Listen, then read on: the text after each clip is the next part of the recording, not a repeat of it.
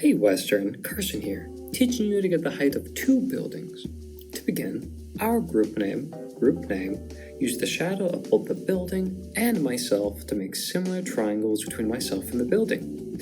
We use this technique as if done correctly and timely.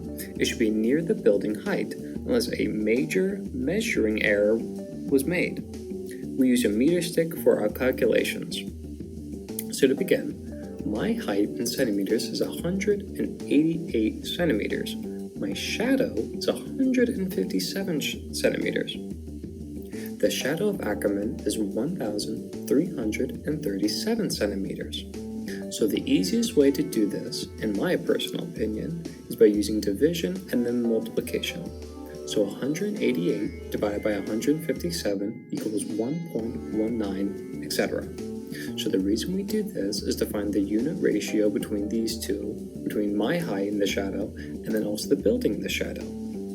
So 1.19 times 1,337, and then obviously divide by 12, then divide by 2.54 in order to make it go from inches to then feet, is 52.536 feet.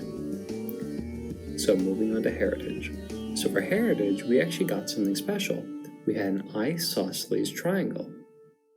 So for isosceles triangle, the height of the triangle and also the base of the triangle, when they're exactly the same, that means both the degree angles are 45 degrees. So that means that the shadow of heritage, 1,848 centimeters, is exactly the height of the building. So when you divide it by 12 and then divide by 2.54, then you get 60.6299 feet. So those are both for our shadow measurements, and those are the heights that we got for both of the buildings. Our second way to find the height of the building was the tangent method. So to do this, we made a makeshift clinometer to find the angle of my position right here, looking up at the top of the building. So then we use the tangent, which is opposite over adjacent, to find the height of the building.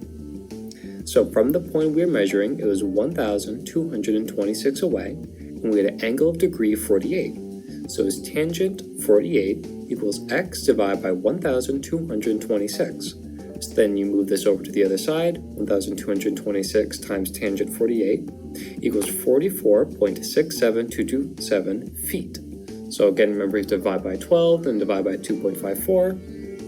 But we don't stop there, so that we add my height, which is equivalent of 6.166 feet, to get a total of 50.8389 feet for the height of Ackerman. So then moving on to heritage, so we measured my degree of angle of 46 degrees, and we used from the same point we measured the shadow, so 1,848 centimeters. So tangent 46 equals x divided by 1,848, then 1,848 times tangent 46, and it equals 62.7841. We need to add those together, then 6.166 equals 68.9507 feet. So the reason why we also use the tangent method is most accurate. It's one of the most accurate methods, supposing we made the clinometer right. And we suppose that we made the clinometer right. Henceforth, we use this tangent method.